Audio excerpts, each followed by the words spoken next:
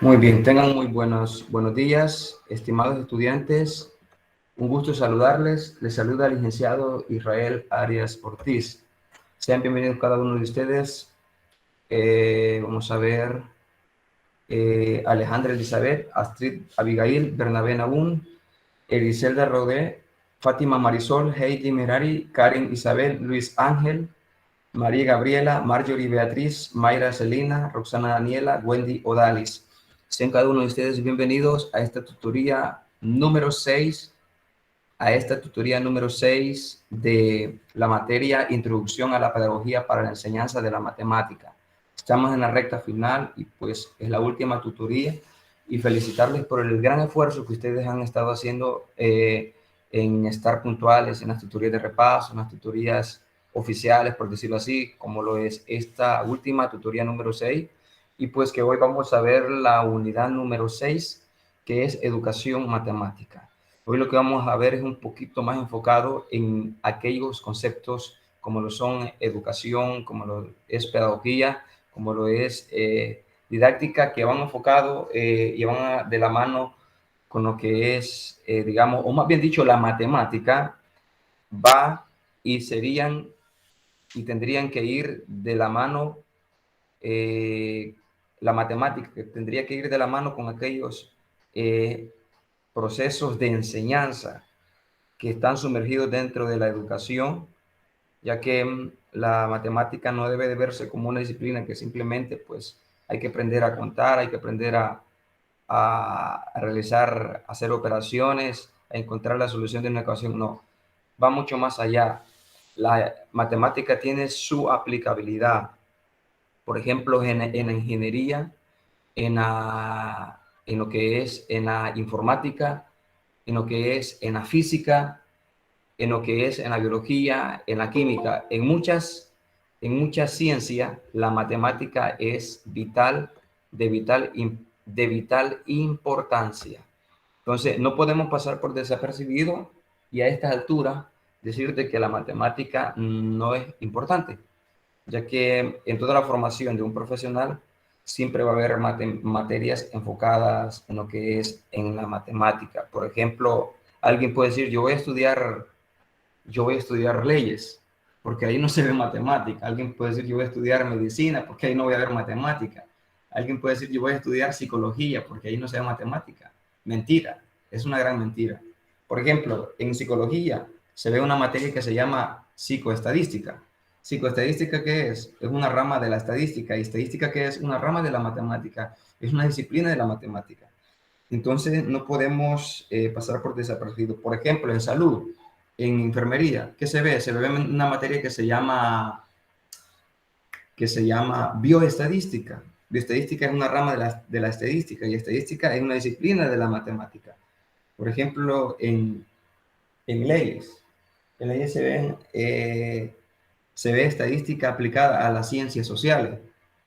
Entonces, ¿qué es estadística? ¿Qué es matemática? Por ejemplo, eh, en, por decirlo así, otra carrera que alguien podría pensar que no lleva matemática. Por ejemplo, los que estudian comunicaciones.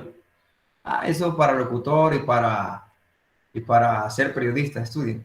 Fíjense que llevan también materias enfocadas a lo que es a la matemática. Por ejemplo, en algunas universidades esa carrera lleva matemática 1, matemática 2 y estadística aplicada a las ciencias sociales. Y en otras solamente lleva estadística aplicada a las ciencias sociales.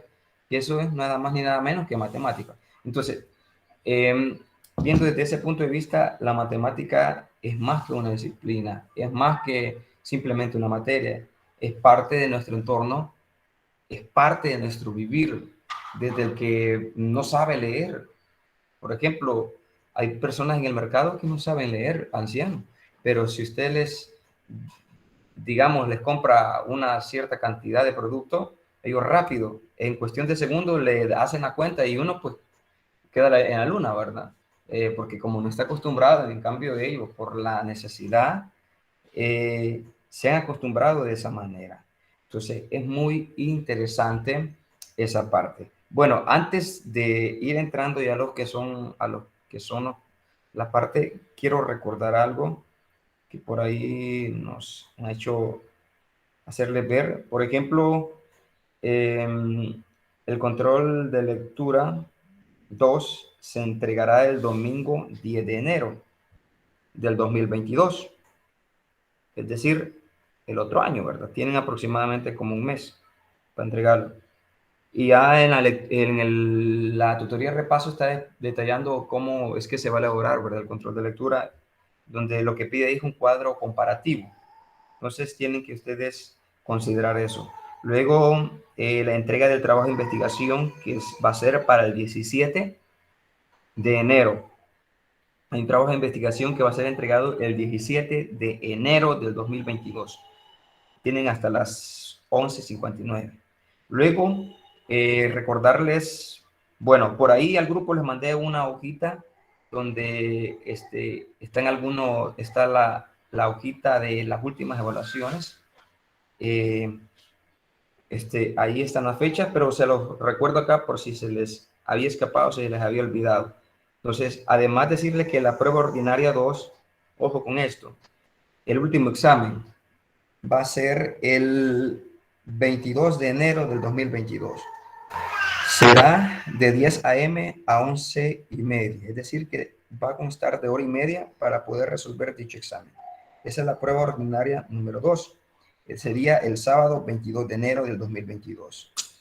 Luego la prueba diferida de esa misma actividad, si no la hacen el 22, sería el domingo 26 de enero, de 7 p.m. a 8:30. Va a ser en la noche, la prueba diferida. Si alguien se va a suficiencia, el examen de suficiencia va a ser el sábado 29 de enero del 2022 a las 8 de la mañana, de 8 a 10. Así de que así sería.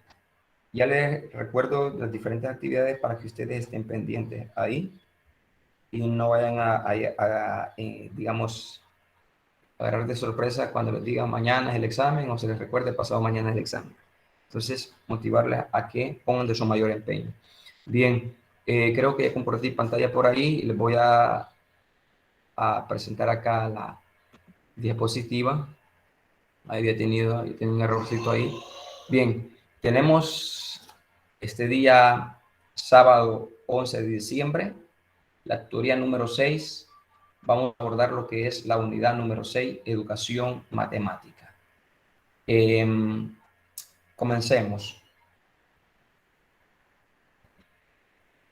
Educación matemática. Hay una pequeña introducción con respecto a este contenido. Dice acá, teniendo en cuenta que la educación matemática se considera un nuevo campo teórico como identidad propia, el objetivo de esta materia o de este material es estudiar las perspectivas de la matemática como área de conocimiento, los fines de la enseñanza de la matemática y por último culminar con las dificultades que tienen los estudiantes al estudiar el área de matemática o el área en matemáticas. Muy bien, vamos a comenzar con lo que es las concepciones de educación matemática. Hay que tener muy en cuenta que por ahí decía y preguntaba a alguien, ¿cuál es la diferencia entre didáctica matemática y educación matemática? Educación matemática abarca lo que es todo de manera general, lo que es matemática, la educación matemática, valga la redundancia. En cambio, didáctica de la matemática se refiere a aquellos mecanismos de estructura o facilitaciones que tiene el docente a la hora de ejercer o de dar la clase en el aula. Entonces, hay que tener muy en cuenta que cuando hablamos de educación se refiere a todo lo que abarca la matemática, desde lo que es la matemática simple, sencilla, hasta lo que es la matemática abstracta. Cambio, la didáctica se refiere a los mecanismos o estrategias que alguien puede utilizar a la hora de ejercer la docencia. Es algo que va, digamos, algo como, ¿quién dice? Es, digamos, la vocación que identifica al docente si en realidad es un profesor didáctico o no es un profesor didáctico en matemática. Muy bien. Vamos a ver, dice ahí, permítame.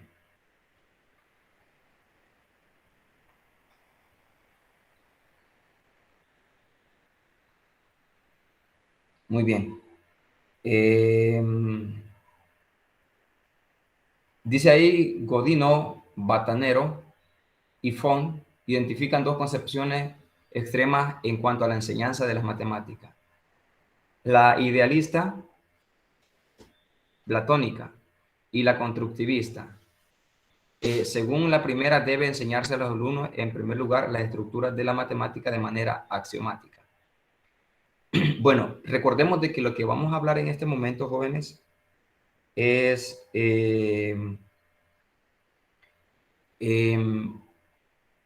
la concepción de la educación matemática. No estamos generalizando, no estamos hablando de la educación de manera en general, ni de la pedagogía, sino que hemos centralizado nuestro enfoque o nuestros ojos en lo que es la concepción de la educación matemática.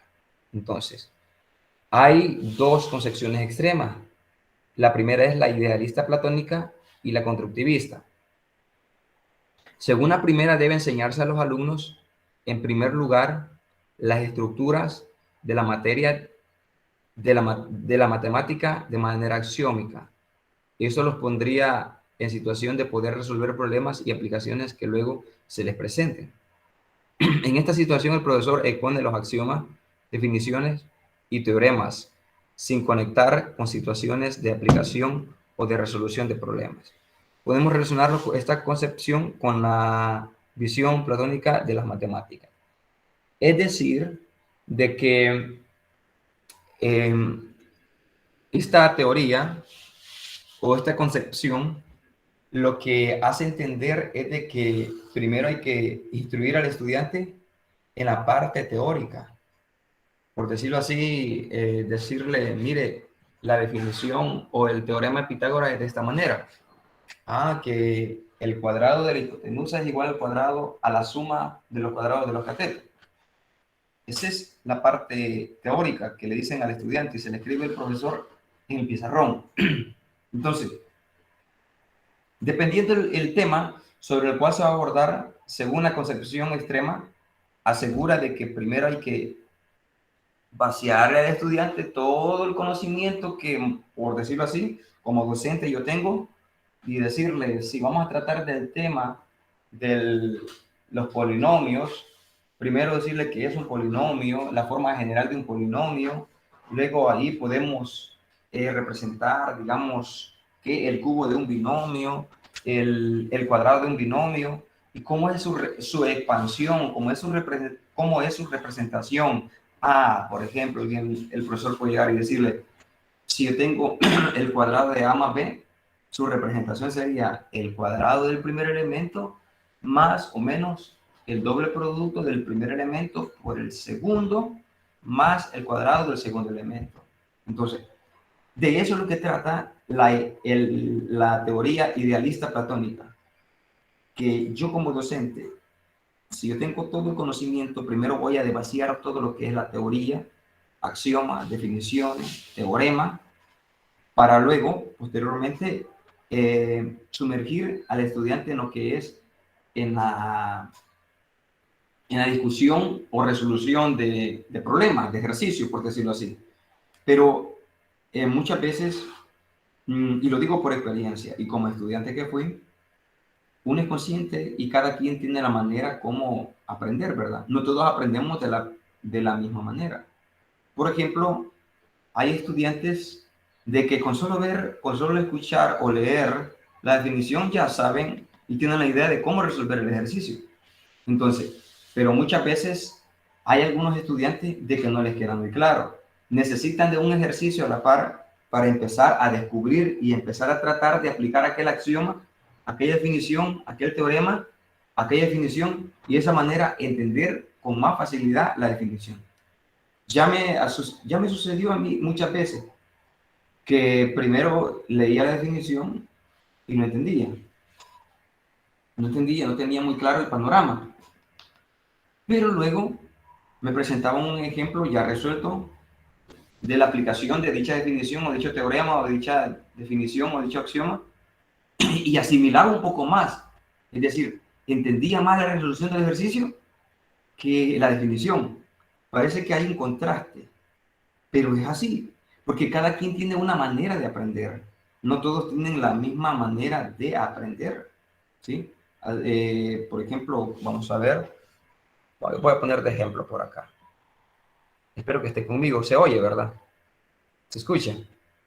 Por ejemplo, digamos, Fátima Marisela tiene una manera de aprender. Marjorie tiene otra manera de aprender. Astrid tiene otra manera de aprender. Karen tiene otra manera de aprender. Y no todos, tenemos la misma manera de aprender y no todos aprendemos al mismo ritmo. Significa de que en ese caso ahí el docente tiene que desempeñar un papel muy trascendental y tener en cuenta de que no todos aprenden al mismo ritmo. Por ejemplo, un ejemplo muy claro que nos ponía un docente, y lo recuerdo muy bien, decía, fulano de tal decía, solamente estudiaba las definiciones, estudiaba los teoremas, listo, ya estoy listo para el examen. Y, y ya solo repasaba un rato y decía, ya estoy listo. Y se iba como a las 3 a jugar fútbol. Y me pasaba diciendo, hey, fulano de tal, vamos a jugar. Yo no podía ir a jugar, decía, porque tenía que estudiar lo suficiente porque si no salía mal. Pasaba toda la noche estudiando y aquel había estudiado un rato en el día, fue a jugar fútbol con sus amigos, luego regresó y regresó a dormir, ya solamente a esperar alistarse el siguiente día e irse para el examen. En cambio, aquel fue a jugar, yo me quedé estudiando, aquel vino y yo seguí estudiando, aquel se puso a dormir y yo seguí estudiando y llegó la medianoche y yo estudiando. Y aquel llegó el siguiente día al examen y sacó 9, sacó 8.5, y yo por la pura misericordia de Dios dice, me saqué un 6. Entonces, veamos los ritmos de aprendizaje de cada individuo. Entonces, cuando nosotros vemos este tipo de aprendizaje o el ritmo de aprendizaje en los estudiantes, la teoría que alguien pueda venir y establecer puede ser de que lo haya comprobado en un grupo determinado de estudiantes, pero que no esto es generalmente flexible o accesible para cualquier estudiante que estudia matemática. Posiblemente alguien con leer las definiciones, con leer los teoremas, va a entender, pero otro no, va a tener que tener a la par un ejemplo para poder ir comparando el ejemplo con la definición. Entonces, muchas veces me pasó esto. Más hay algunos libros que no son tan didácticos que se diga porque utilizan un lenguaje bastante confuso y no entendible. Por ejemplo, yo he visto, hay libros de cálculo, hay libros de cálculo que presentan la teoría, presentan una cuestión bien compleja, pero bien abstracta, pero he ido a estudiar ese tema en otros libros que los presenten de una forma tan sencilla, pero tan sencilla, que se le hace flexible a uno para entender. Entonces, eso también depende de la forma. Allá tienen estructurado de una manera la definición, aquí la tienen la misma definición, pero con pasos más sencillos, con pasos más detallados. Entonces, hay diferentes maneras de poder o puntos de vista de ver la teoría, ¿verdad? Entonces, no está escrito en piedra de que así se va a tener que entender, no, ¿verdad? No, no es así. Entonces, esto es muy importante. Entonces, esta concepción o esta fuente o esta teoría representa lo que es primero la exposición de la teoría, axiomas, definiciones, teoremas, y luego posteriormente la resolución del problema. Claro, en una forma estratégica, es una buena manera. Vuelvo y repito, pero no todos van a tener la misma capacidad de entenderlo así. Entonces, podemos relacionar esta concepción con la visión platónica de las matemáticas. Muy bien, no sé si hay alguien que tenga alguna duda, algo que quieran aportar.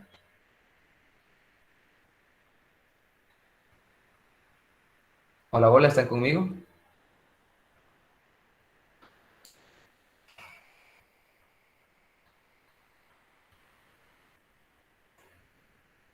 Buenos días. Sí, licenciado, Días. como estaba diciendo, pues todos tenemos una diferente forma de aprender, ¿verdad? Entonces, es ahí donde nosotros nos toca hacer nuestra labor, como dice, donde ya seamos como docentes, saber entender que cada persona lleva un diferente ritmo de aprender, pues las matemáticas o cada materia que sí tiene alguna dificultad en especial.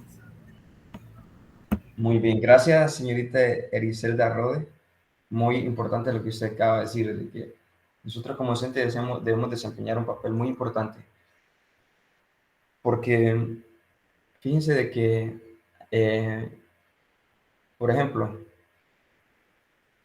eh, yo me he encontrado con estudiantes, digamos, personas especiales dentro del aula.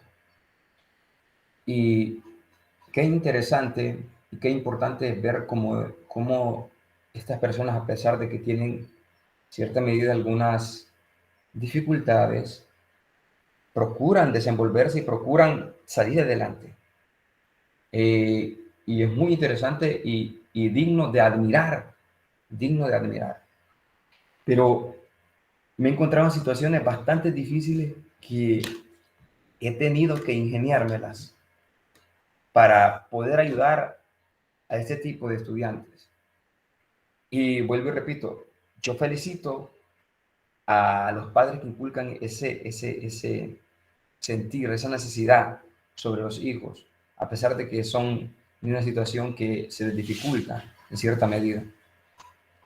Entonces, me he tenido que encontrar con situaciones así. ¿Qué he hecho? Apartar tiempo.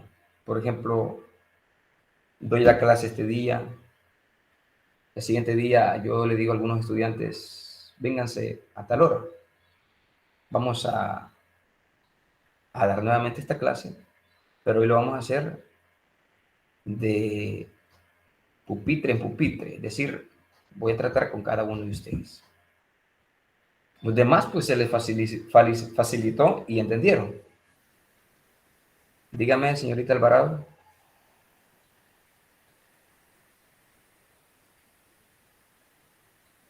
Hola, hola. Muy bien. Dígame, don Bernabé.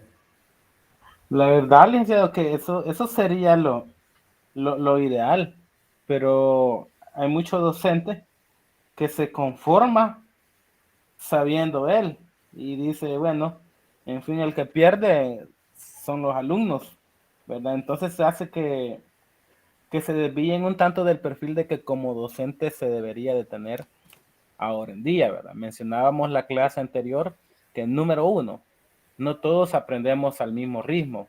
2, No. las responsabilidades de igual manera son diferentes. Hay unos que, me atrevo a decir, pues algunos, que no tienen tanta responsabilidad, más que solo la carga académica, ¿verdad? Y 3, muchos tienen dificultades en su casa, muchos tienen algunos problemas psicológicos, traumas, entonces todo ello pues dificulta el aprendizaje. Entonces como docentes, nosotros pues debemos en algún momento ponernos en el talón de ellos y preguntarnos a sí mismo qué estará pasando y no perder un tanto la paciencia para preguntar si se está entendiendo algún concepto o algún proceso, ¿verdad? Bueno, ese debería ser el fin principal de nosotros, ¿verdad? Que el alumno aprenda también, ¿verdad? No meramente cumplir con un programa. Ajá. Muy bien, gracias, don Bernabé. Es muy importante, ¿verdad? Que lo que don Bernabé menciona dice que muchas veces el docente se preocupa le basta con que él sepa, pues suficiente, con que yo sé, suficiente. No, no se trata de eso, ¿verdad? Se trata de que si nosotros estamos siendo formados acá, porque todo lo que nosotros tenemos como experiencia y que vamos adquiriendo, vamos a ir a servir a la comunidad, a aquellos que necesitan de nuestra ayuda en lo que es en el área de la matemática, ¿verdad? Y mencionaba de lo importante que es la carrera que ustedes están llevando, porque ustedes están llevando una formación con las competencias necesarias en matemática, pero también están llevando una formación pedagógica. Y eso, estas dos combinaciones, la matemática en sí, pura, y una formación pedagógica, se vuelve un arma poderosa. Entonces, cada quien es responsable, ¿verdad? Por ejemplo, si hay materias pedagógicas, no se necesita que no solamente sea una materia que la levanta con esta materia la va a pasar con 9, 9.5. No se trata de eso. Se trata de que hay que estudiar y aprender, ¿verdad? Porque la importancia de que nosotros seamos formados en el área de la didáctica, de la pedagogía, es muy importante para que nosotros seamos mejores docentes en el aula, capacitados para poder ejercer la docencia. Muy bien. Entonces, volviendo a la situación del ejemplo que les iba planteando anteriormente, yo tenía una estudiante de que tenía dificultades y en varias ocasiones yo llamé al grupito de los que les dificultaba más y tuve que agarrarle el lápiz y escribirle en el cuaderno. Estoy hablando con estudiantes de universitarios, de la carrera de administración de empresas, y estaban ahí involucrados ahí unos de psicología. Entonces, tuve que ir y agarrarle el lápiz y decirle como quien le agarra al niño la manito y le agarra la crayola y le dice, así se escribe la A, se hace una ruedita con una colita. Me tocó de algo así similar, no le agarré la mano, ¿verdad? No, pero le agarré el lápiz y le agarré el cuaderno y le fui detallando, usted va a hacer esto, esto y esto, y tratando de la manera más específica, de la manera más fácil, explicarle, si fuese posible, con manzanas, con pera, con lo que sea necesario, con el objetivo de que estas personas aprendieran.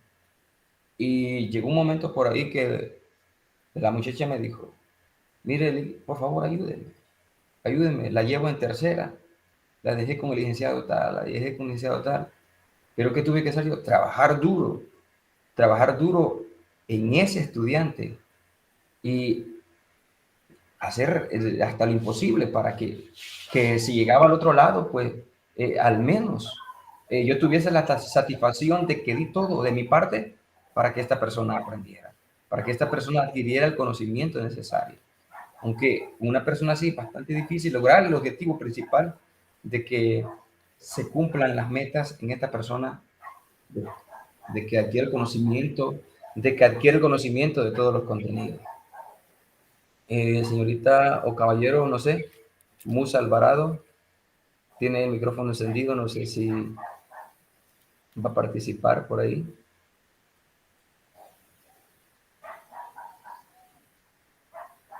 Hola, hola.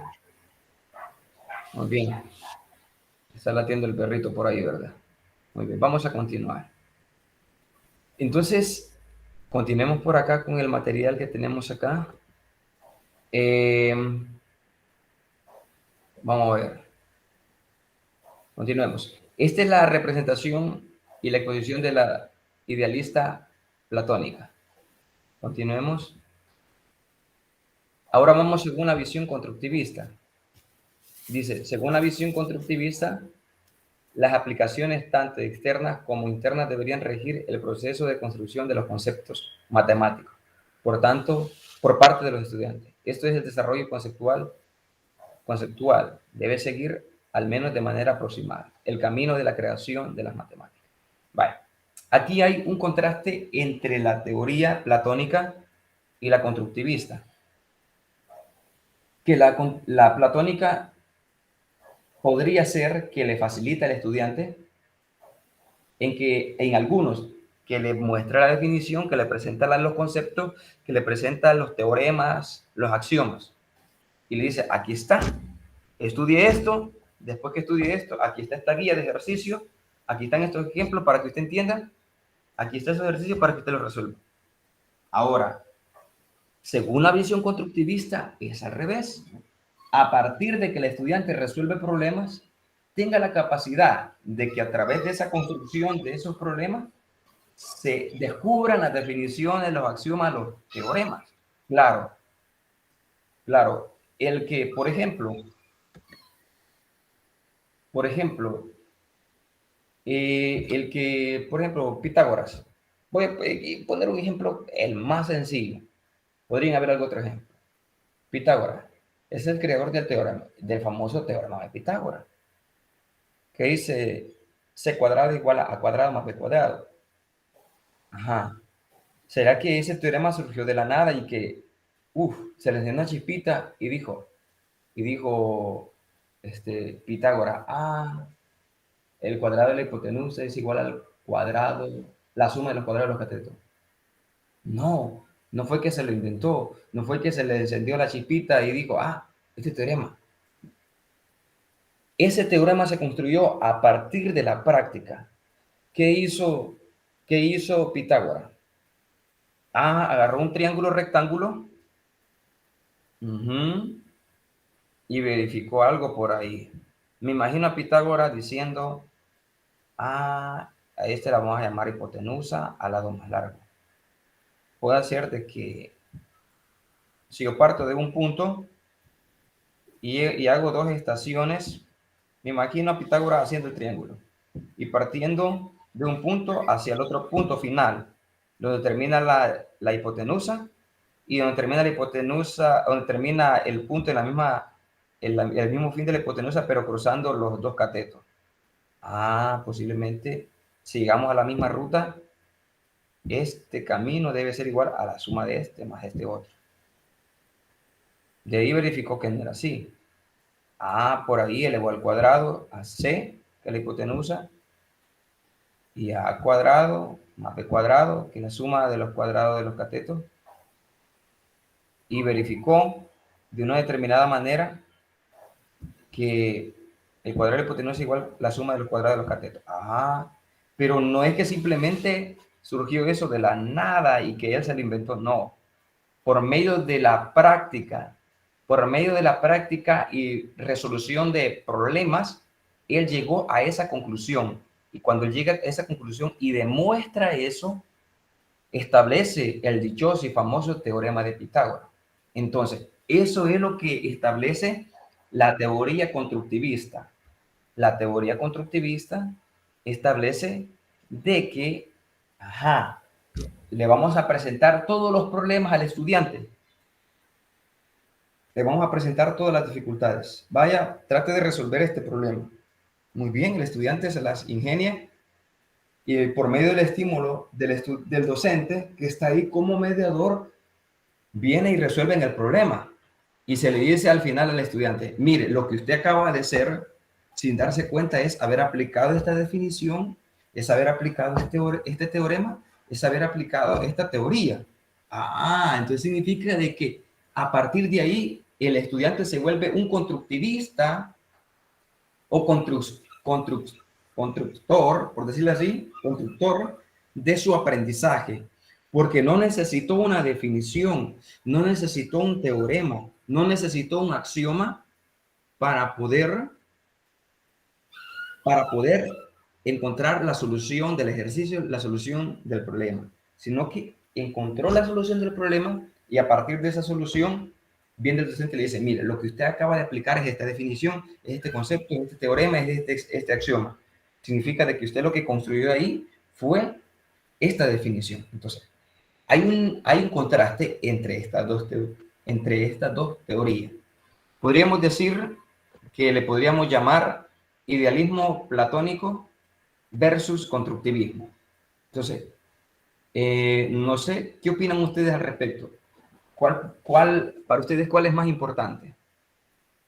Según el modelo educativo o la ideología que hoy la educación o, digamos, el rumbo que va tomando la enseñanza o la educación en pleno siglo XXI. Para ustedes, con cuál se quedaría? ¿Alguien puede decirme con esta o con la otra o con ambas? Porque ambas son complementarias. Necesito opiniones al respecto.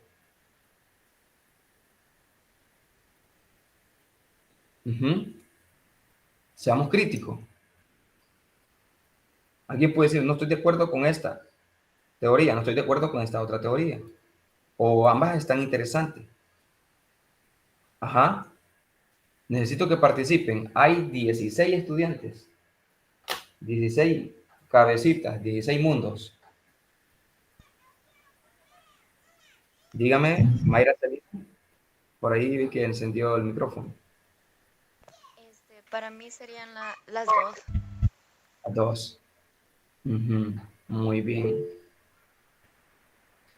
Dice Marjorie Beatriz, el actual, dice. ¿Cuál, para usted sería cuál sería el actual?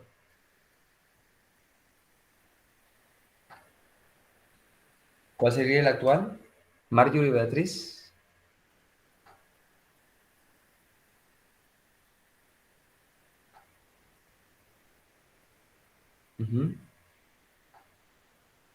Necesito que esta clase se vuelva participativa. ¿Con cuál se quedan? ¿Con el idealista platónico o el constructivista?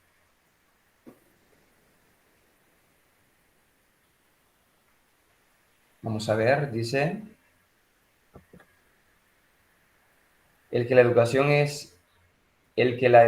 es de ambos, del licenciado que es la guía y el alumno que es el que indaga ahora para aprender. Muy bien. Creo que el rumbo que tomaría sería el constructivista, sería como el que es más enfocado a la forma y estructura que la educación va tomando hoy en el siglo XXI. Porque si nos quedamos con el idealista platónico, ambos son importantes, pero ese toma una estructura o un rumbo tradicional. Y recuerden de que el estudiante ya no está simplemente para absorber. Yo, desde mi punto de vista, me quedaría con el constructivista, porque de igual manera, al final de cuentas, se le va a presentar al estudiante la definición. Solamente que ahora el estudiante es quien va a indagar y quien va a construir esa definición. Miren, en el idealista platónico. Miren, Descartes descubrió esta fórmula. Galileo Galilei descubrió esta otra fórmula. Newton establece las leyes de Newton. Pitágoras establece este teorema. Fulano tal hizo esto. Claro, y es digno de admirar, ¿verdad? Pero ¿qué hay? ¿Qué va a descubrir el estudiante? Va a simplemente venir a adquirir conocimiento que alguien ya lo tiene o adquirir definiciones y ponerlas por práctica y no ser él quien descubra. Tiene que ser el estudiante quien descubra, ¿verdad? Tiene que ser el estudiante quien descubra. Por eso se llama el constructivismo, la ideología constructivista, porque el estudiante es quien se va a encargar de construir su propio conocimiento. Claro, no se va a decir de que es constructivista aquel que empieza a inventar, a hacer cualquier cosa, no. Va a haber un mediador, para la redundancia de por medio, que va a intermediar para poder guiar a este estudiante por el buen camino, por el sendero del bien, por decirlo así, ¿verdad? Entonces es muy importante estas dos fuentes. Continuemos, porque largo camino nos espera. Muy bien. Vamos a ver. Dice, en la práctica se da una tercera visión, que podríamos llamar logarítmica. En el proceso de enseñanza de la matemática, que está más ligada a la concepción instrumentalista que señala Ernest, esta promueve una enseñanza de la matemática fundamentalmente de tipo memorístico y algorítmico, que se proporciona al estudiante definiciones y reglas de procedimientos particulares para ser aplicadas en situaciones dadas. Entonces, este enfoque es un enfoque parecido al idealista platónico, que se trata de memorizar, ¿verdad? Entonces, pareciera de que hay una gran semejanza entre estos dos conceptos, entre estas dos ideologías, entre estas dos fuentes. Luego tenemos, continuando con lo que son las concepciones de educación matemática, una de las obras italianas más importantes es la de Bruno Almore, libro titulado Elementi Didáctica, Es decir, que eso tendría que decir como didáctica elemental de la matemática. Más o menos así tendría que decir. En donde inicia, tendría que ser didáctica elemental de la matemática. En donde inicia su obra con discusión de la pregunta si la educación matemática, si la educación matemática y la didáctica de la matemática son diferentes. Vamos a ver, ¿hay alguien que tenga una idea de que son iguales o hay diferencia? Al principio mencionábamos eso.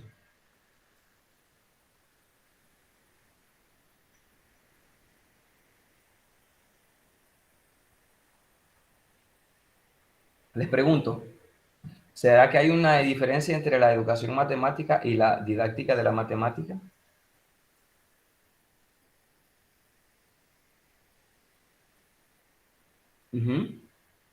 ¿Alguien me puede ayudar? No importa si se equivoca, si usted cree que se va a equivocar, no se preocupe.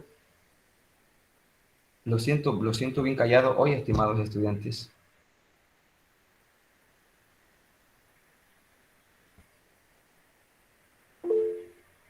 Dice Astrid Abigail que es diferente.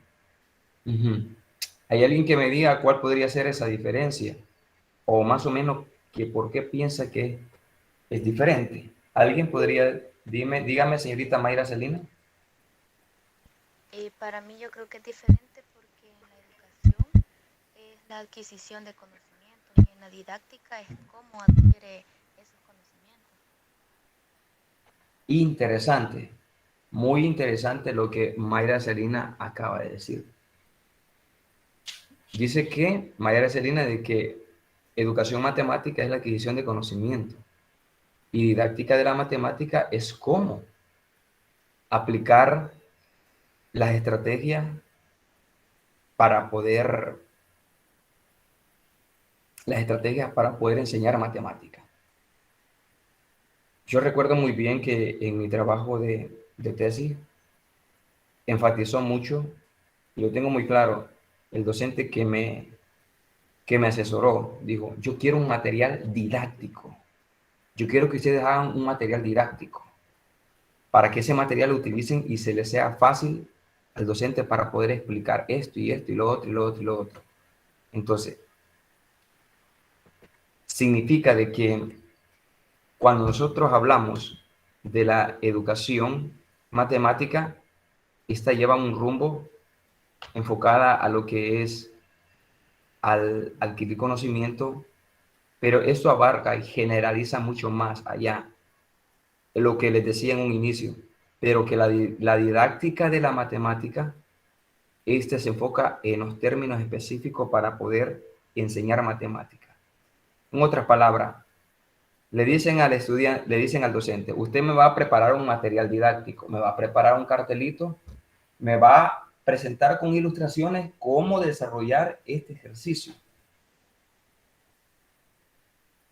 Me va a presentar una ilustración cómo desarrollar este problema. Entonces, a eso se le llama didáctica de la matemática. Entonces, antes de continuar, quiero definir o quiero establecer qué es la didáctica. Dice que la didáctica es parte de la pedagogía que estudia las técnicas y métodos de enseñanza. Imagínense que cómo es esto. Hablábamos en un inicio de que la educación ha estado desde un inicio, desde la era primitiva, pero que llegó un momento donde tenía que estandarizarse lo que era la educación. Es que en una escuela, en un instituto, en una universidad, entonces, debido a la necesidad de formalizar el proceso de enseñanza-aprendizaje, es ahí donde surge lo que es la pedagogía. Ahora, cuando nosotros vemos que la pedagogía es la que rige y establece el orden o las normas para poder llevar a cabo la educación, vemos de que, y recordemos, de que dentro de la educación lo que se va a adquirir es aprendizaje, ¿verdad? Ahora, para poder adquirir un aprendizaje se necesita de alguien que enseñe. Y para que ese alguien enseñe, Se necesita que sea un docente didáctico, que cuente con las estrategias suficientes para poder dar matemática. En este caso, vamos al punto céntrico, enseñar matemática. Entonces, siendo así, ¿de qué hablamos cuando hablamos de la didáctica? La didáctica es parte de la pedagogía que estudia las técnicas y métodos de enseñanza. Esto ya va más en específico.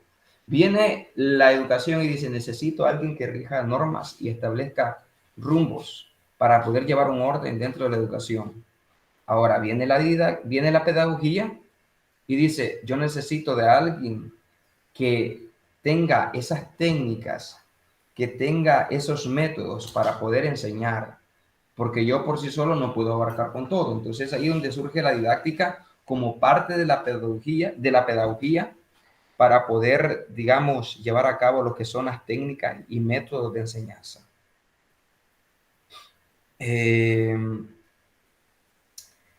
Estaba viendo por ahí que dice que, ¿sabe qué? La didáctica dice por ahí que es el arte de enseñar. Entonces, cuando hablamos de lo que es la didáctica, se centra en el profesor. Cuando hablamos de la pedagogía, se centra en los sistemas educativos, por decirlo así, en la jerarquía, en los que establecen, digamos, un orden dentro de la educación. Pero ahora, cuando ya hablamos de la didáctica, se refiere a la inteligencia, a la capacidad, a la capacidad, La creatividad, a la creatividad. los recursos Exacto. que usa el docente Muy para dejar bien. un mejor aprendizaje. Exacto. Exacto. De esa manera. Vuelvo y repito, la pedagogía está centrada que, por decirlo así, en el Ministerio de Educación establece los parámetros, pero viene y dice, yo necesito a alguien que sea didáctico. Por eso es que están hoy evaluando a los profesores que van a entrar a dar clases, para que sean especialistas en su área y no en otra área, y que tengan un mejor desenvolver en el quehacer de la enseñanza, aprendizaje. Que no solamente vayan a cubrir un espacio de que, como no hay quien dé matemática, vamos a poner el de lenguaje, vamos a poner el de inglés, vamos a poner el de informática a dar matemática.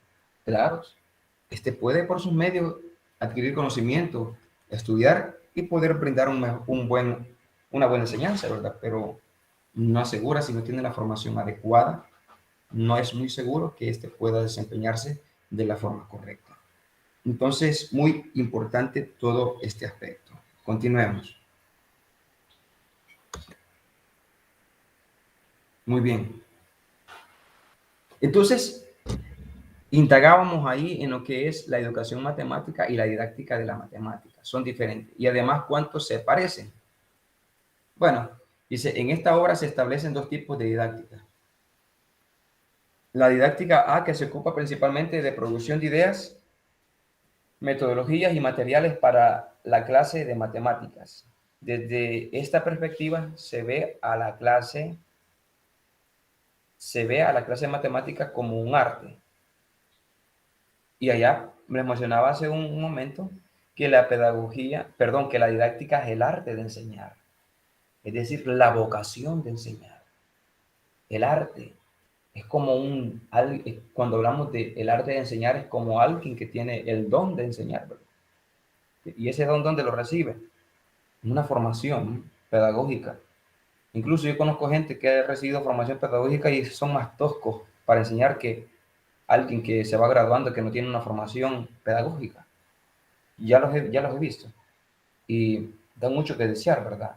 A la hora de desenvolverse, a la hora de dar clases. Una de ellas es que tal vez no tienen los conocimientos necesarios, otra de que no tienen conocimiento de matemática, pero no tienen vocación para enseñar ese conocimiento.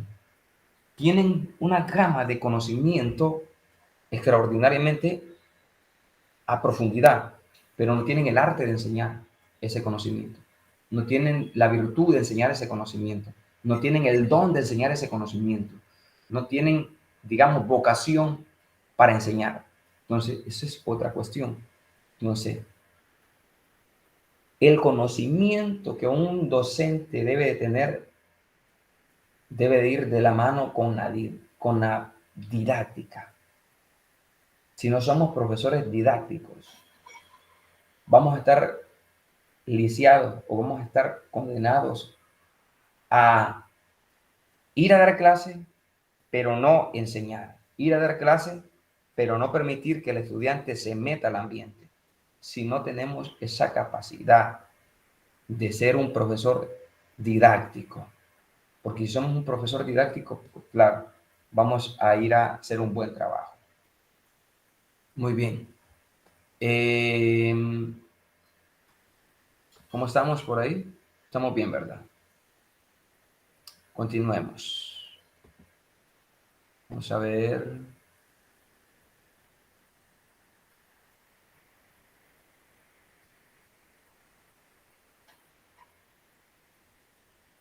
Muy bien.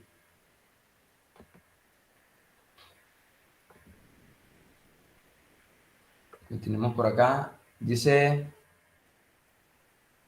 vamos al otro apartado, escuelas y corrientes. Dice, fenomenología, estamos acá.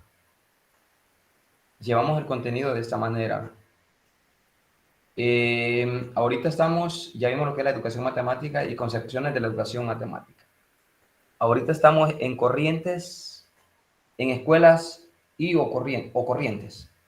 Muy bien, luego entraremos a las competencias matemáticas. Muy bien, estamos acá.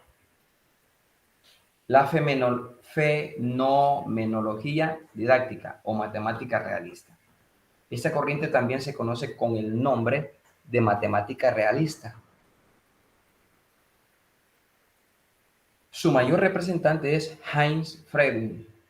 Esta corriente nace en Holanda en los años 70 como una reacción al movimiento de la matemática moderna y al enfoque mecanista o mecanicista de la enseñanza de la matemática, implementado en ese momento en las escuelas holandesas. Decía Freundal que las matemáticas son un instrumento cognitivo, conocimiento público. Para organizar estructura o para organizar, estructurar y matematizar partes de la realidad. Mediante este organizar, estructurar y matematizar, cada individuo se apropia personalmente de las matemáticas. Bien, aquí lo que establece es de que es de matematizar al individuo, ¿verdad?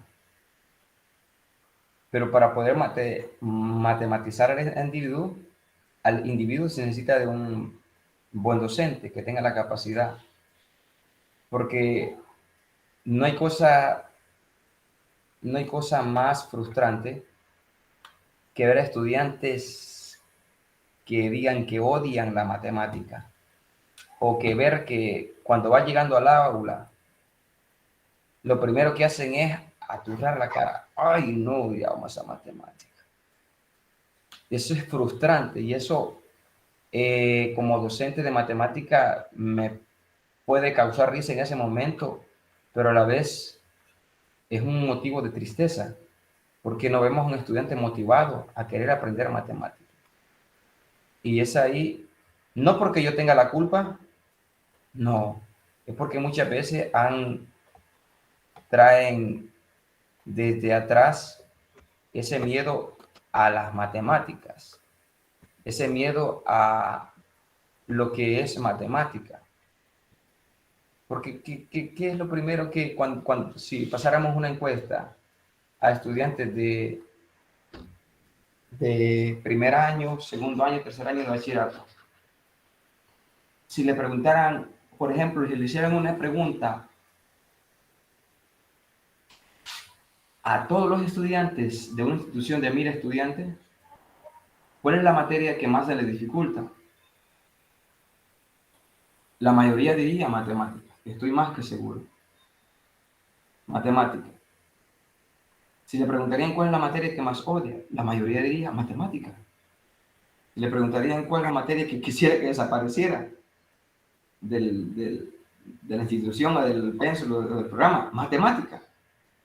Es porque hay una fobia terrible a las matemáticas. Y es acá donde este pensador matemático dice que hay que matematizar al individuo. Pero ¿cómo hacemos para matematizar al individuo? Fíjense de que por ahí nos preguntaban, necesitamos que hagan una propuesta para poder dar matemática. Una de las principales es de que el docente sea capacitado para dar matemática. Que esto es muy importante. Sea capacitado para dar matemática. Dígame, don Bernabé. Vaya, hay asuntos bien importantes, ¿verdad? Vaya, obviamente el que no es de esa especialidad, obviamente no tiene los recursos didácticos para impartir esa asignatura, por decirlo así. Que agarremos una que enseñe el lenguaje a que enseñe matemática. Claro, bueno, el director le dice que va a quedar en la cuerda floja. Si no le hace caso de aceptar esa carga académica, ¿qué le toca? Darlo. No vamos a descartar que en algún momento de la vida se recibió esa asignatura, pero en sí no básica, porque es una maestra de lenguaje, ¿verdad? Vaya. O que una de sociales la pongan a dar matemática. Sin embargo, no vamos a descartar que hay que aceptarlo, ¿verdad? Vaya. Pero debe de ser una persona capacitada, como lo decía ahí el material, según Freudenthal, que el que enseña matemática debe de organizar y estructurar. Y yo pienso que a más de estructurar, licenciado, se necesita una reestructuración del sistema educativo, ¿verdad? Porque hay mucho material desfasado, muchas metodologías viejas, ¿verdad? Y no me refiero meramente a los maestros que antes con 9º grado, con 6º grado ya eran profesores, no meramente, sino a los sistemas de enseñanza, ¿verdad? Con los que se sigue enseñando todavía, bastante desfasados, así como muchos conceptos, ¿verdad? De una vez, estructuración o reestructuración de la conducta de los maestros que deben de saber que estamos en otro siglo. O sea, la misma asignatura, pero en otro siglo. Ya no pueden seguir enseñando al mismo estilo que enseñaban en el siglo XX, ¿verdad? Ya no. Ajá. Entonces, debe de ser capaz de estructurar, menciona Freudenthal, y estructurar. Claro, sin esas dos anteriores, no podemos matematizar el sector estudiantil. No podemos inyectar, no podemos inculcar la matemática si no somos capaces ni siquiera de organizarnos nosotros mismos. Si no, vea muchos, pues, llegan a la clase a improvisar. Claro, muchos tienen la capacidad, tienen un buen legajo de conocimientos que son capaces de que los improvisen, pero muchos no. Entonces, es bien importante todo ello. Muy bien. Es muy interesante lo que mencionaba Bernabé, ¿verdad?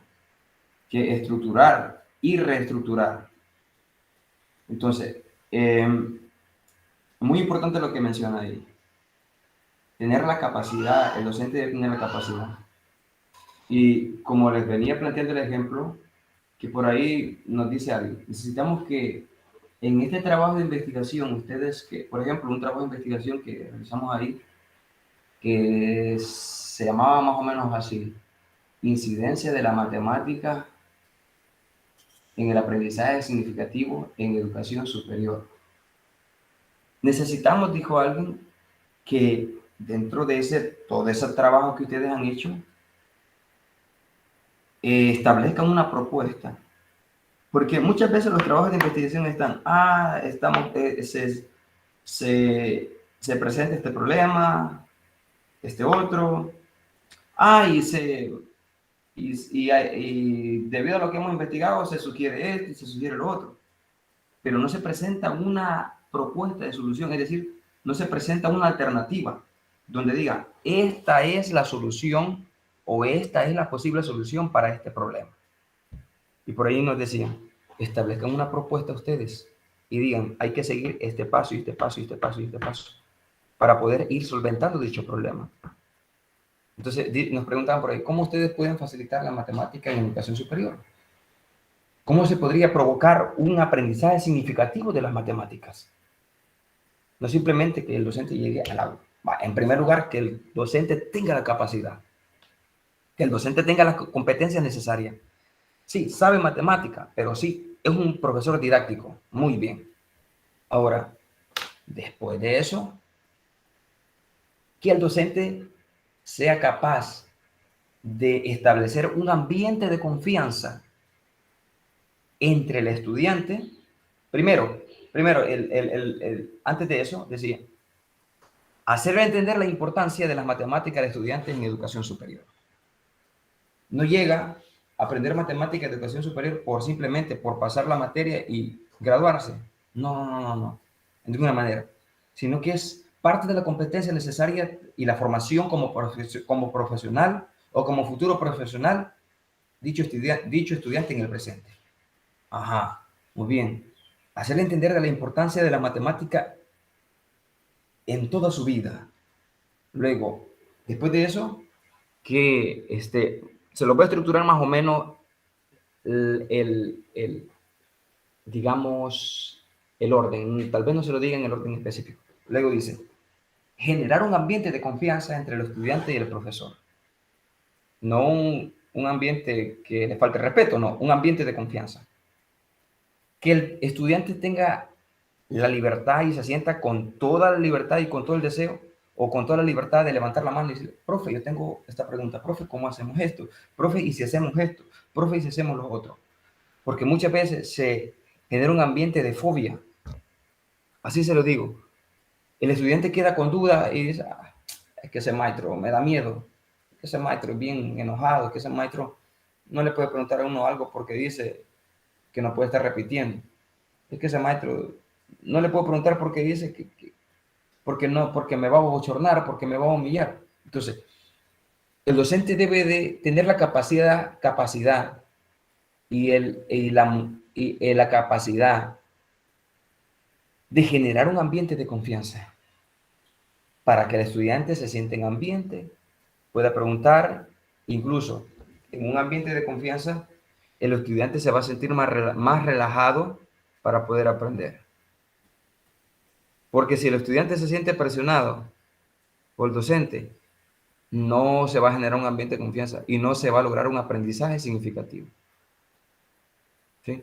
Y luego por ahí se seguía estructurando que utilizar un software para la resolución de problemas o utilizar un mecanismo repetitivo de resolución de problemas para que éste pueda entender lo que es los ejercicios. Entonces, se necesita, y esto yo lo he dicho, lo he dicho siempre, que el docente tiene que tener la capacidad de concientizar al estudiante de la importancia de las matemáticas. Luego, generar un ambiente de confianza.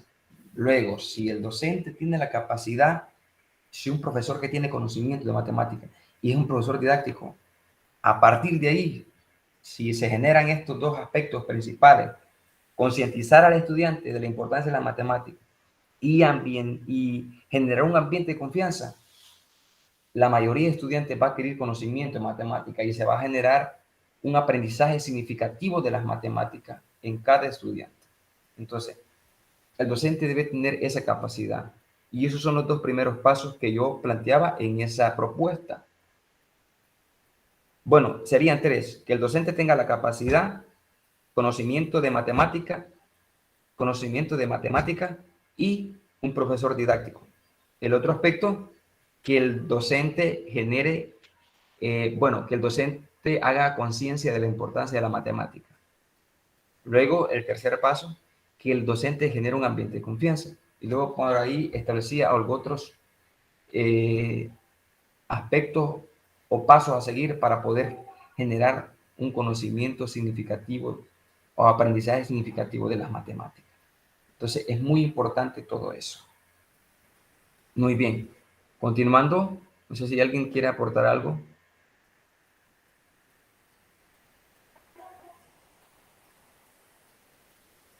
Muy bien. Tenemos acá lo que son escuelas y algunas corrientes. En la fenomenología didáctica o matemática realista, que lo presenta el holandés Frundelhaar. Muy bien. Continuemos. Didáctica fundamental. Escuela desarrollada en Francia, donde sobresalen los hombres de Guy, Broussy, Gerard Bernau y Chevar.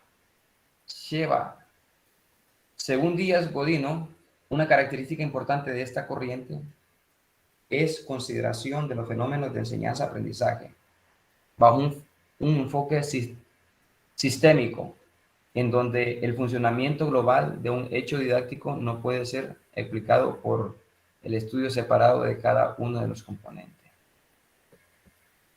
Muy bien.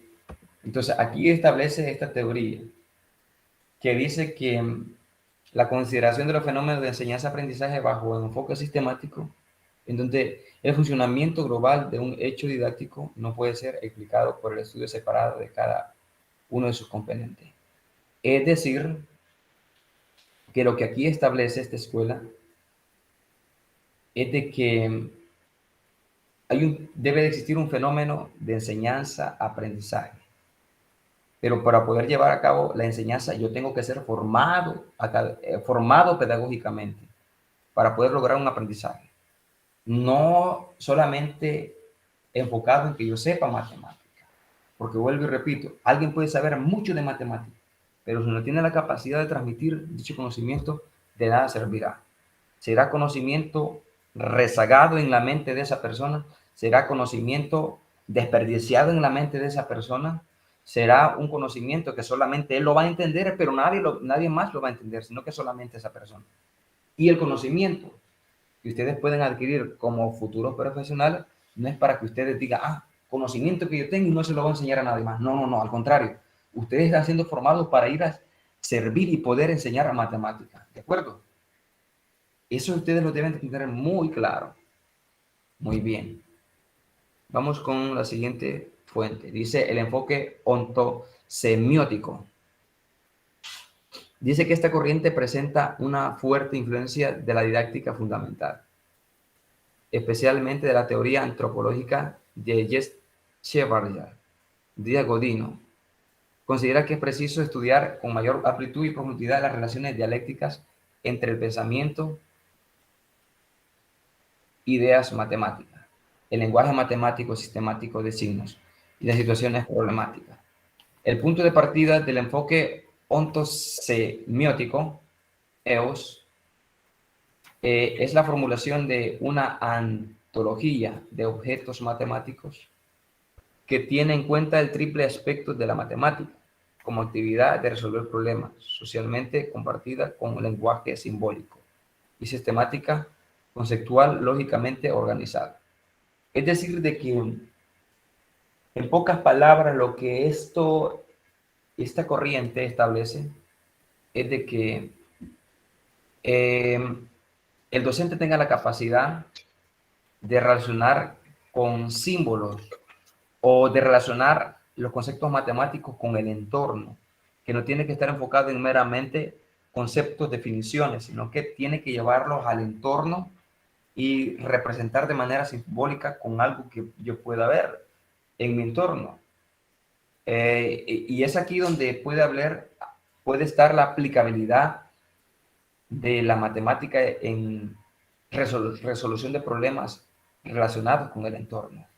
Entonces, eso es lo que establece el enfoque ontosemiótico. Muy bien, continuemos.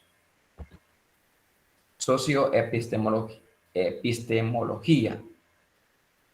Socioepistemología. Bueno, la epistemología es la ciencia que estudia la raíz de los conceptos, ¿verdad?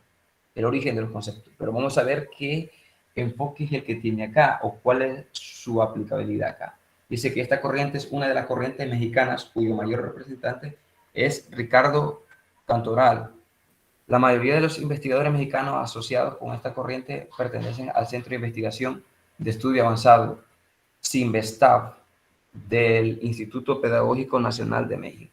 Se caracteriza porque pretende explicar los procesos de construcción, adquisición y difusión del saber matemático en base a prácticas sociales. Lo que establece esta teoría es lo que hablábamos acerca en un inicio, cuando hablábamos allá del enfoque constructivista y el enfoque platónico, idealista platónico. El segundo enfoque era un enfoque constructivista, donde el estudiante sea capaz de ir al origen de aquella definición a partir de la resolución del problema. Se le presenta el problema, no la definición. Se le presenta el problema, no el axioma, no el teorema, sino que se le presenta el problema y se le dice, a partir de esto usted va a construir una definición, un conocimiento. Muy bien. Tenemos la etnomatemática. Su representante más destacado es Ubiratán de Ambrosio, destacado investigador brasileiro, con numerosos artículos publicados. Para Ambrosio, la etnomatemática es la matemática práctica entre grupos culturales identificados, tales como sociedades nacionales, grupos laborales, niños de un cierto grupo de edades, y así sucesivamente. Su identidad depende en gran medida de los centros de interés, motivación y de ciertos códigos que no pertenecen al reino de la matemática académica.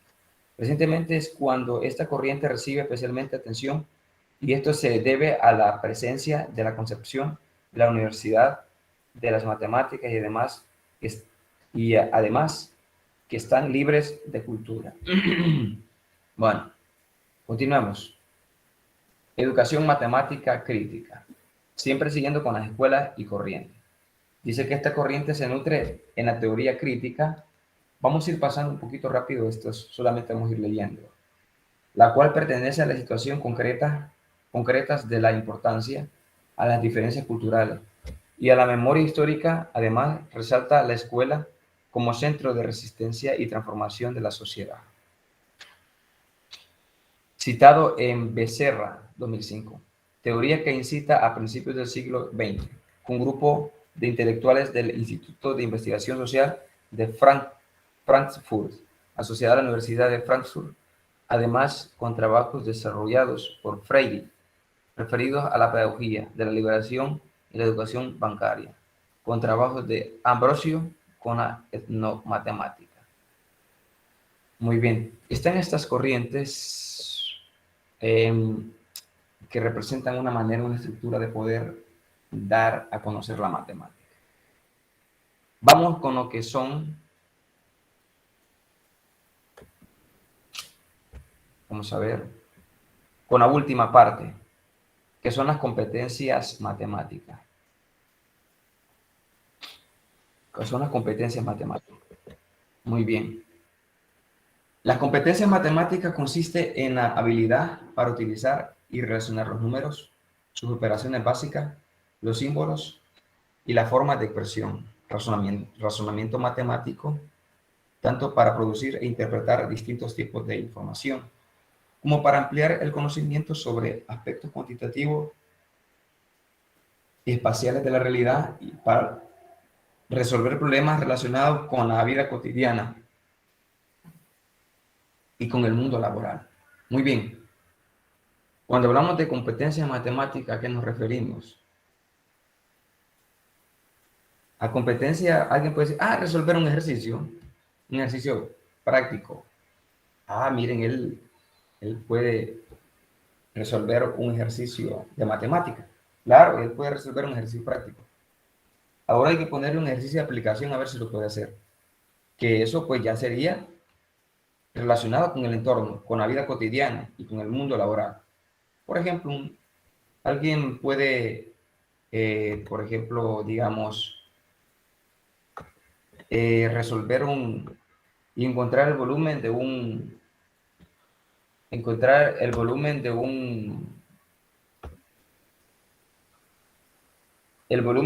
cubo, ¿verdad? O de un, digamos, un cuerpo geométrico que tenga la forma de base, altura y profundidad, o largo, ancho y alto. Alguien dice, yo sé cómo hacer eso. Pero si le planteamos un ejercicio aplicado al entorno, por ejemplo, encuentre la cantidad de agua que posee una pila, que tiene tanto de alto, 1 metro y medio de alto, 2 metros de largo y 3 metros de ancho. Entonces, dice, vamos a ver, para encontrar el volumen de eso, pues sería, como es un cuerpo, sería multiplicar el alto, que sería 1.5 por 3 y por 2. Y el resultado sería unidades cúbicas. Esa sería la cantidad de agua que tiene lo que es la pila. Esa es una parte de la aplicabilidad, pero muchas veces hay ejercicios que se ven sencillos a la hora de resolverlos, pero muchas veces construir. Por ejemplo, ese ejemplo que les planteé ahorita es un ejemplo sencillo. Pero si yo le digo, mire, resuélveme este sistema de ecuaciones de 3 incógnitas. 3 ecuaciones, 3 incógnitas. Lo vamos a hacer por el método de las matrices de Gauss-Jordan. Agarramos los coeficientes y los involucramos y los metemos en una matriz y simplificamos la matriz y encontramos el sistema solución. Reducimos por el método de Gauss-Jordan. Sencillo. Pero ¿qué hay si yo le presento un ejercicio de esa misma área? Un ejercicio de aplicación. Ahí ya es un poquito más difícil. Tal vez no difícil, un poquito más de trabajo. Y así, a medida se va presentando, pues se va profundizando en el tema, se van presentando problemas relacionados con el entorno. Y es ahí donde el estudiante puede encontrar, digamos, un poquito de trabas, un poquito de dificultad cuando ya tiene que pensar, ya no se vuelve algo mecánico como resolver el sistema por medio de matrices, ya no se le vuelve tan mecánico, sino que tiene que construir dicho sistema. Bien fácil se le ve cuando se le presenta el sistema, pero que hay cuando ya le dicen, mire, construya usted el sistema por medio de esta teoría que le vamos a presentar. Ya se le hace un poco más difícil, ¿verdad? Ya se le hace un poquito más de trabajo, ya tiene que pensar un poquito más. Entonces, lo que va a hacer ver al estudiante como alguien que va desarrollando la competencia, lo que nos dice acá la teoría es de que tenga la capacidad de resolver problemas relacionados con la vida cotidiana y con el mundo laboral. Por ejemplo, alguien que esté estudiando contaduría pública, alguien que esté estudiando administración de empresa, por ahí va a llevar una matemática 1, matemática 2, chivo, se la va a volver fácil.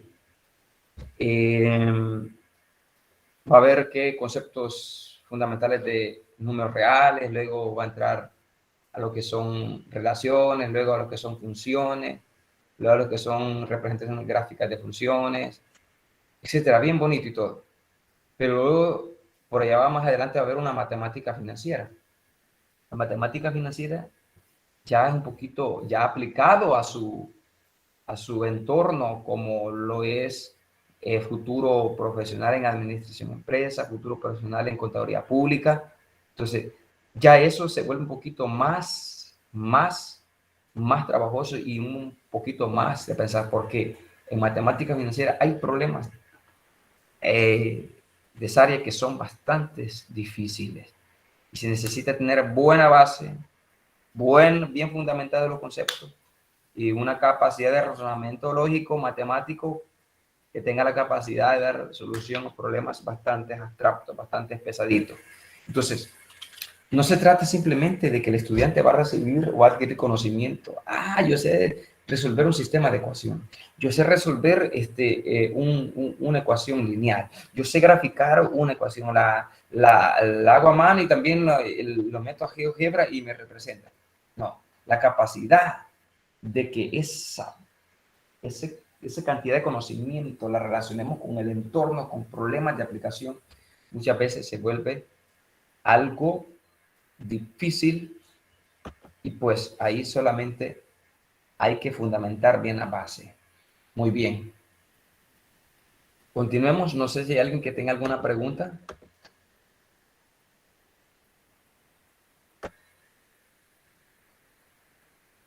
Vamos a ver.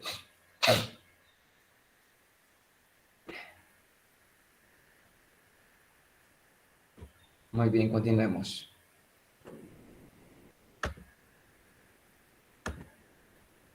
Competencia básica.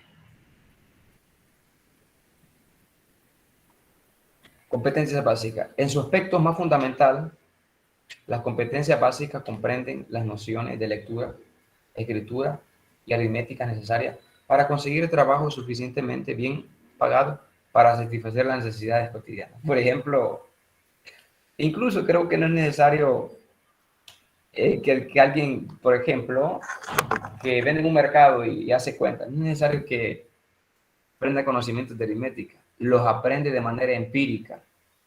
No necesita ir a la escuela, incluso son personas que saben más que un cipote de sexto grado, séptimo grado, por decirlo así, porque son personas listas. Dice, y aquí dice, es un aspecto fundamental, la competencia básica comprende las nociones de lectura, escritura y aritmética necesarias para conseguir trabajo suficientemente bien pagado para satisfacer las necesidades. Es muy interesante, ¿verdad? No necesariamente tiene que ir a una escuela. Mi mamá sabe matemática y me gana en hacer cuentas. Así de sencillo. Porque ella tenía una tienda y hacía cuentas. Y me decía, ah, hijito, vos que sos estudiante, te gano, así se expresaba. Entonces yo solamente me reía. Porque sé que si le pongo un ejercicio de, vaya mamá, resuélvame este ejercicio de, resuélvame este sistema de ecuaciones, resuélvame esta ecuación cuadrática, no la va a hacer, ¿verdad? Pero conocimientos sencillos, necesarios para poder hacer cuenta, para poder desenvolverse, los conoce. Entonces, de esa manera, competencias básicas que alguien puede adquirir. Muy bien, luego vamos a competencias transferibles. Estas comprenden de la capacidad de resolver problemas, comunicar ideas e información de manera eficaz, ser creativo, mostrar dotes de mando, escrupulosidad y evidenciar capacidades empresariales. Ya esto va enfocado mire, ya no le vamos a poner un ejercicio de que, sí, claro, eh, usted sabe que usted sabe cómo resolver un sistema de ecuaciones, usted sabe cómo resolver o sacar una raíz cuadrada, sabe cómo elevar al cuadrado, elevar al cubo dicha expresión. Ahora, teniendo todo ese conocimiento, le vamos a poner a que encuentre el interés simple o el interés compuesto, un ejercicio de matemática financiera. Ah, ya va un poco más enfocado a lo que es la aplicabilidad, ¿verdad? Ya no va enfocado simplemente en tener conocimientos aritméticos, sino que ya van enfocados al entorno sobre el cual un profesional se va a desenvolver. Muy bien. Vamos a ver por acá.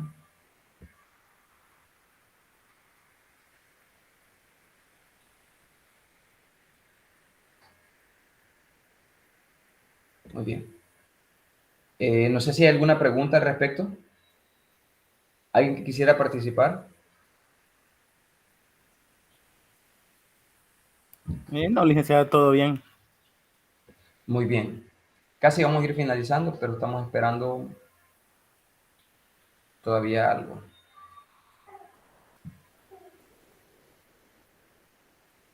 Eh,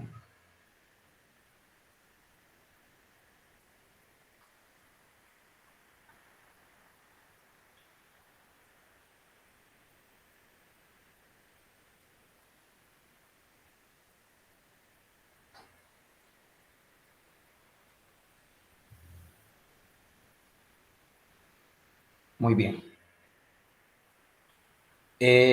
Siguiendo por aquí, vamos a esperar que se conecte el Marvin. Creo que tiene algo que decirles por acá.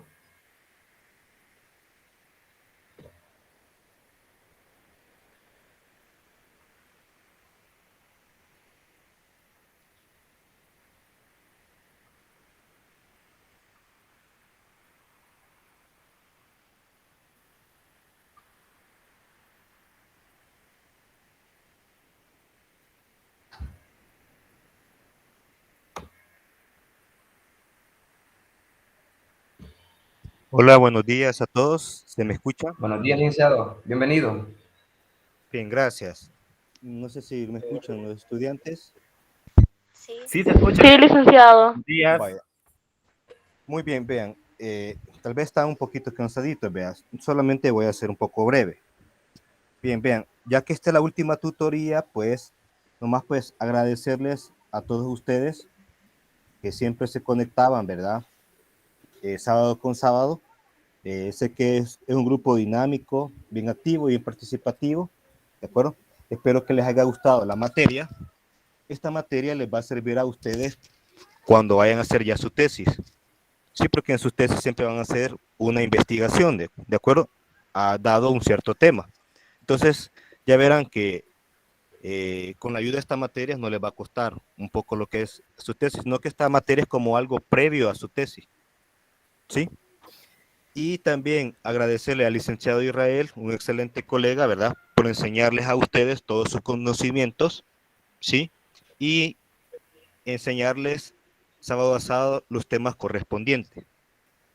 Bien, voy a dejar el espacio por si alguien me quiere hacer alguna consulta con respecto a ya sea las tareas o con respecto a la materia.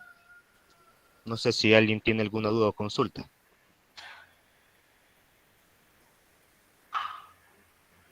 ¿Pueden hablar ahí, estimados estudiantes?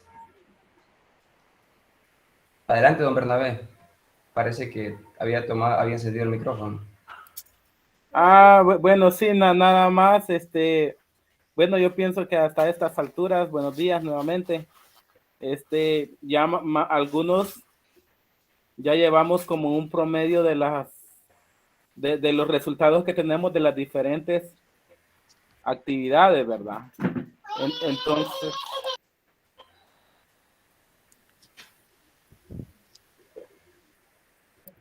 entonces, preguntarle, licenciado, si habrá algo otra prueba extra si no lográramos alcanzar el puntaje necesario para aprobar lo que es la asignatura. Bien, vean, sé que les hace falta subir algunas notas de las actividades. Eso se lo vamos a actualizar antes, digamos, ya más tardar la otra semana ya estarían todas las notas. Me voy a poner de acuerdo con el licenciado Israel, ¿verdad? Por si hace falta alguna nota. Solamente decirles que las notas preliminares son las que están en la plataforma. Las oficiales son las que tienen su expediente.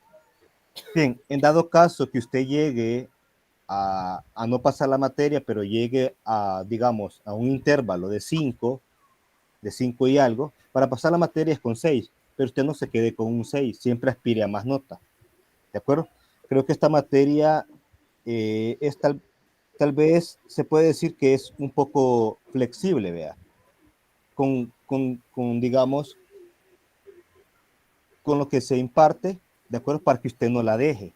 Pero en dado caso que alguien tenga un promedio de 5 al final, el examen de suficiencia, pues nosotros vamos, vamos a verificar, tal vez si usted no entregó algo, no hizo un examen, salió mal un examen, vamos a verificar para que al final usted pueda pasarla. De eso se va a tratar el examen de suficiencia, ¿de acuerdo? Otra cosa, las preguntas que se dejan siempre al final de cada tutoría, en esta unidad, como está bien cargada de tareas y actividades, ya no se va a dejar. Las preguntas ya no, solo hasta la unidad 5, ¿de acuerdo? Y aquí solamente nos hace falta entregar el otro año el control de lectura 2 y el trabajo de investigación, ¿de acuerdo?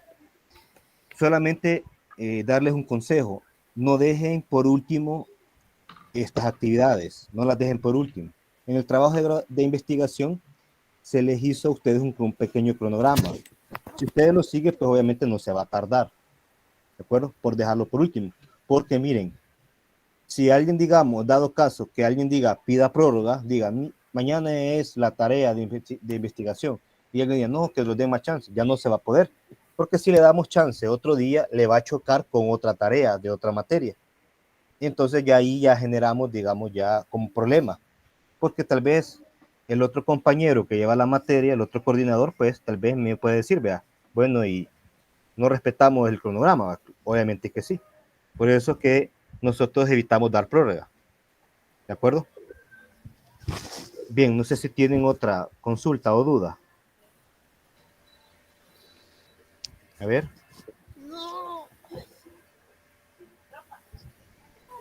¿Nadie?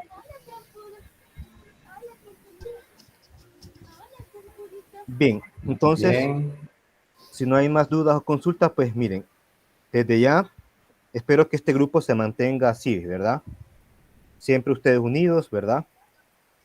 Nomás pues agradecerles, gracias por estar en esta materia, ¿sí?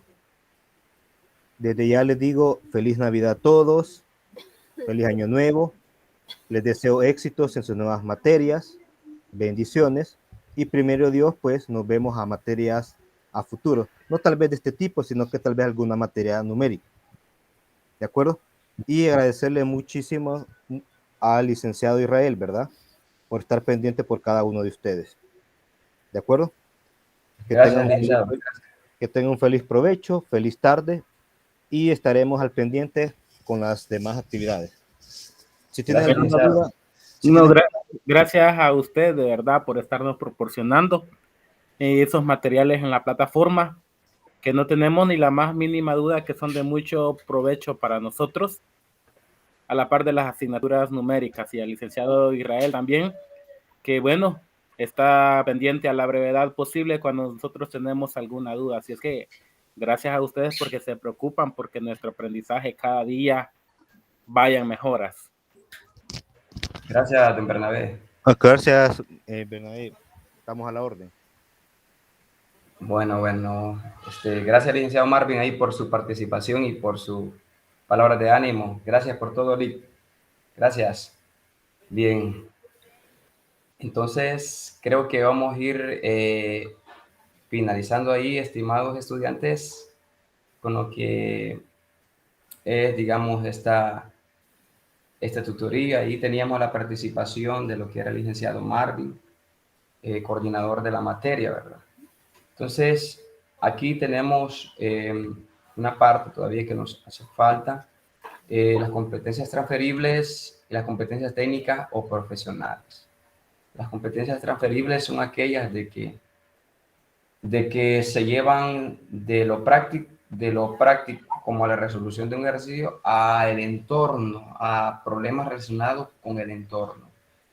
Luego aquí, bueno, esas son las competencias, ¿verdad? Que en todo estudiantes debe formarse. Luego están las competencias técnicas y profesionales. Competencias técnicas y profesionales numerosas. Competencias técnicas y profesionales. Numerosos empleos exigen determinados conocimientos técnicos, desde cultivar verduras hasta utilizar una máquina de coser, poner ladrillos o utilizar una computadora.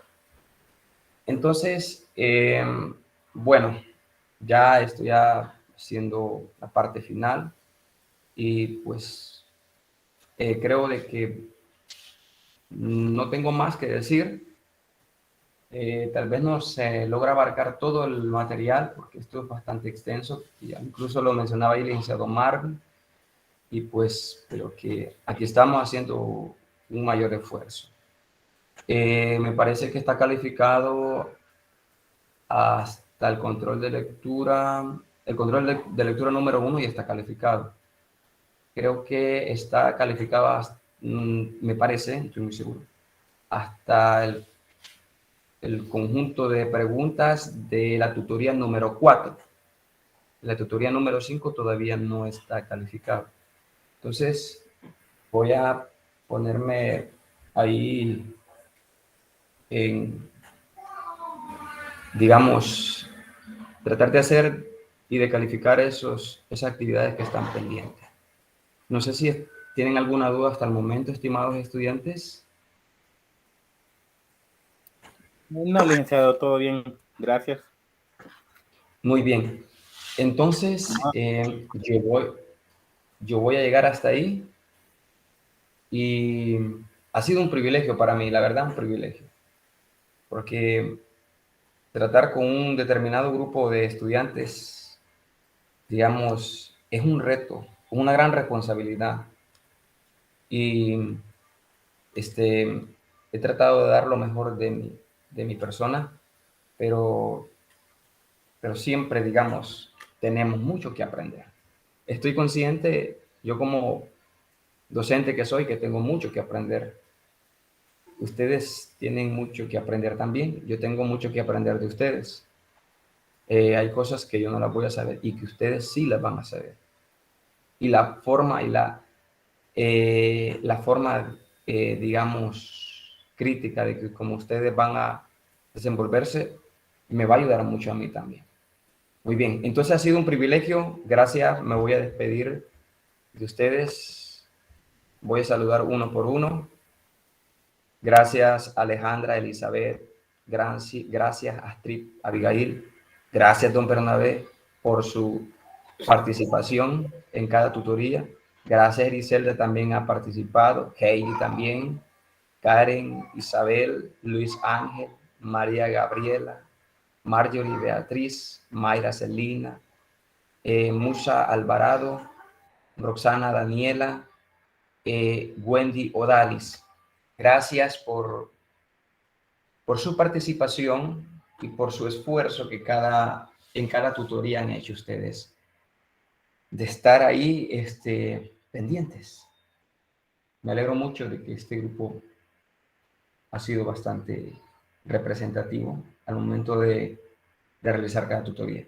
Gracias por todo. Me despido. Pasen un feliz fin de año y pues que Dios les bendiga a cada uno de ustedes y que puedan, digamos, cumplir el objetivo de aprobar todas las materias. Gracias. Gracias por todo. Me despido. Pasen feliz día. Estamos a la orden. Cualquier cosa, estoy a la orden. Pasen un feliz día. Cuídense. Bendiciones a todos. Bueno, gracias. Feliz día para todos. Gracias, gracias, Mayra. Gracias, licenciado. Buen día. Muchas gracias, licenciado. Gracias, Feliz Karen. día. Gracias, Martín. Gracias, Heidi. Gracias a todos. Feliz día.